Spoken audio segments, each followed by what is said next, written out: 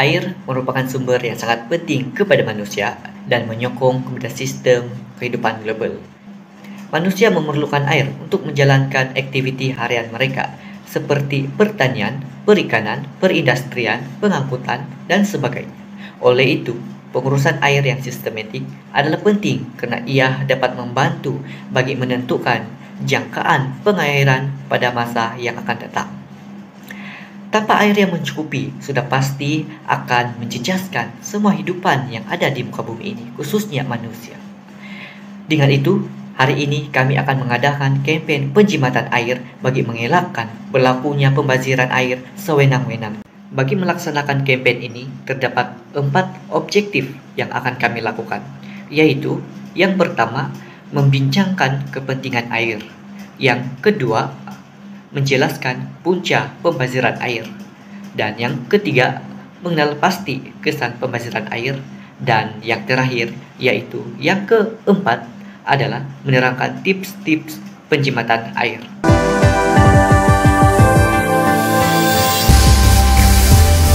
Akan menjelaskan bahagian objektif pertama, yaitu kepentingan penjimatan air. Antara kepentingan penjimatan air adalah dapat digunakan pada masa-masa tertentu, seperti ketika dalam keadaan yang kritikal. Krisis air pernah melanda negara. Sumber air terpaksa dicatu sehingga menyulitkan aktivitas seharian manusia. Justru, pada hari ini penggunaan air mestilah dicatu agar krisis air itu tidak berlaku lagi. Jika krisis dapat ditangani, maka aktivitas seharian manusia dapat berjalan dengan lancar, seperti mencuci baju, membasuh pinggan, bercocok tanam, dan lain-lain lagi. Kita juga digalakkan dalam menggunakan air hujan untuk menyiram pokok ataupun mencuci kereta agar air yang ada dapat disimpan untuk kegunaan pada masa yang akan datang. Kepentingan penjimatan air adalah bertujuan untuk memelihara kelestarian alam sekitar. Hal ini dikatakan demikian kerana penjimatan air dapat mengurangkan pembinaan empangan yang menyebabkan kemusnahan hutan dan haiwan. Selain itu, jumlah tangki air, loji penapisan air, dan loji perawatan air juga dapat dikurangkan secara tidak langsung. Jadi, marilah kita menjimatkan penggunaan air dalam aktiviti seharian.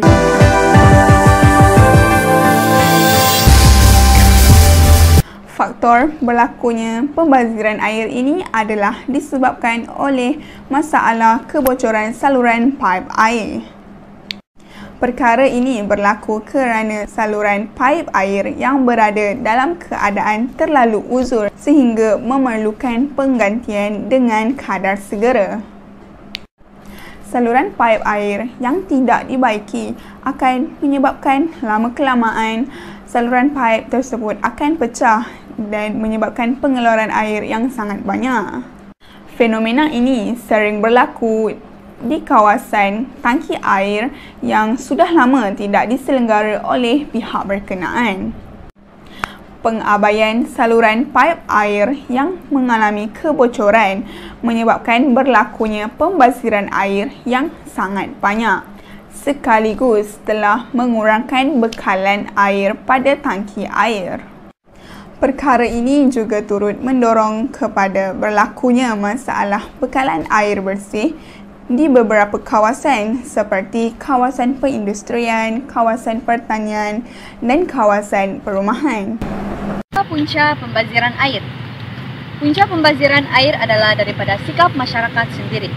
Walaupun banyak kempen kesedaran penjimatan air telah dilakukan, namun masih terdapat sesetengah masyarakat yang tidak mengendahkan tentang kempen ini.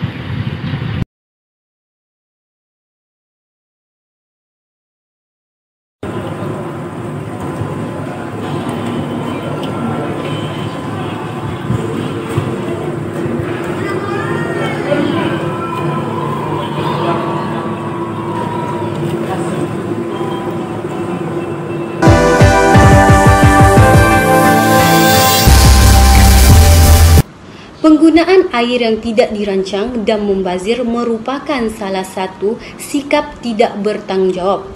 Hal ini menyebabkan beberapa kesan yang timbul, antaranya ialah mengurangkan tekanan air yang hendak disalurkan ke rumah-rumah.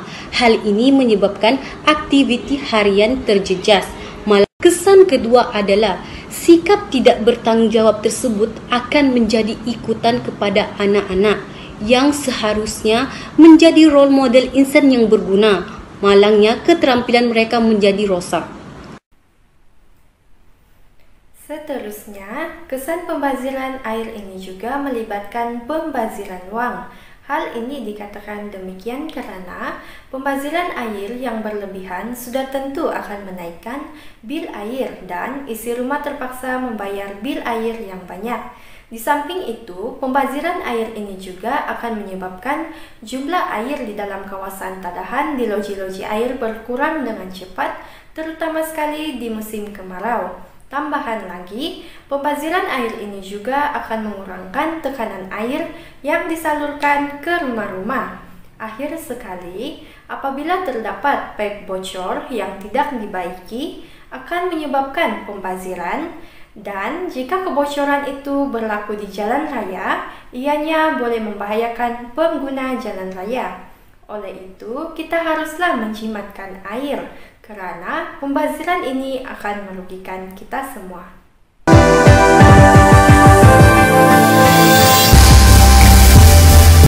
Salam sejahtera.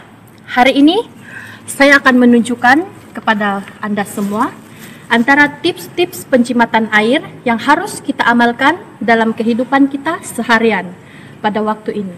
Ada yang pertama adalah air hujan yang telah ditadahkan, kita boleh menggunakan sebagai air untuk menyiram pokok bunga ataupun tanam-tanaman yang berada di sekitar rumah ataupun kawasan kolej.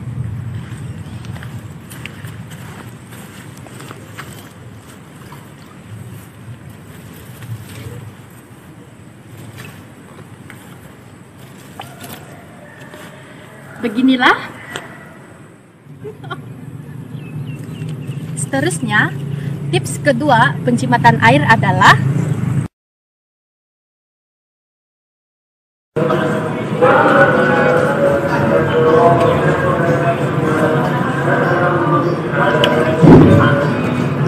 basuh pakaian dalam muatan yang penuh.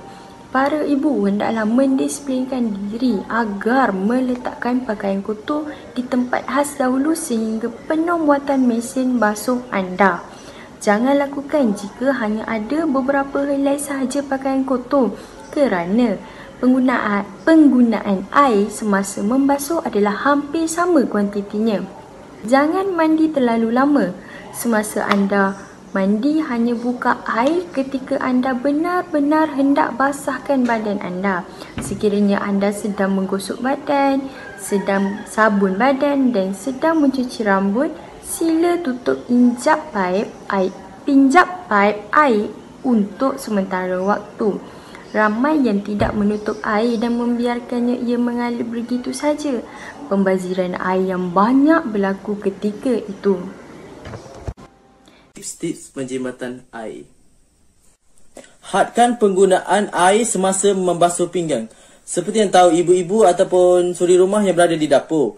Ini semasa anda membasuh pinggan, anda tidak perlu membuka paip itu semasa membasuh pinggan. Cukuplah sekadar buka sekejap untuk membilas pinggan itu sehingga basah. Selepas itu barulah anda membasuh pinggan itu dengan menggunakan sabun. Selepas sudah menggunakan sabun itu semua, barulah anda membuka paip itu sendiri dan membilas dengan bersihnya. Segera membaiki kebocoran paip sekiranya anda tahu ada berlakunya kebocoran paip di mana-mana di sekitar rumah anda. Hal ini kerana sekiranya paip itu tidak dibaiki, pembaziran air akan melimpah keluar dengan begitu banyak sekali.